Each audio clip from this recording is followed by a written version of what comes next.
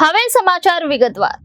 Surat police દ્વારા surprise checking હાથ ધરવામાં આવ્યું હતું। સ્કૂલ, કોલેજ, કોચિંગ ક્લાસની બહાર ફૂડ વેચતા લોકોને ત્યાં તપાસ હાથ ધરવામાં આવી। ફૂડ ડિપાર્ટમેન્ટના ઇન્સ્પેક્ટર અને એફએસએલની ટીમ સાથે રાખી તપાસ હાથ ધરી। સુરત પોલીસ દ્વારા સરપ્રાઇઝ ચેકિંગ હાથ ધરવામાં આવ્યું હતું। સ્કૂલ, કોલેજ, કોચિંગ ક્લાસની બહાર ફૂડ વેચતા લોકોને ત્યાં તપાસ હાથ ધરવામાં આવી હતી।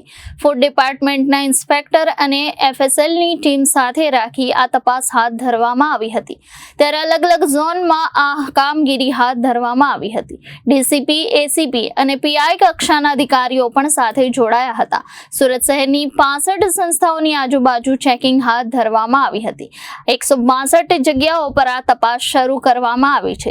સુરત શહેર એસઓજી પીસીબી દ્વારા પણ ચેકિંગ શરૂ કરવામાં આવ્યું હતું। 16 एसीपी अधिकारियों आ तपासમાં જોતરાયા હતા।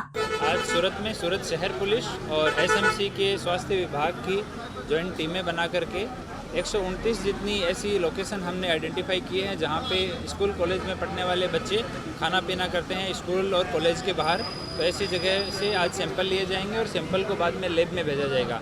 इन खाने पीने की चीज़ों में अगर कोई ऐसे मटेरियल मिलता है जो बच्चों के स्वास्थ्य के लिए उचित नहीं है तो बाद में उन लोगों के ऊपर कानूनी कार्यवाही की जाएगी।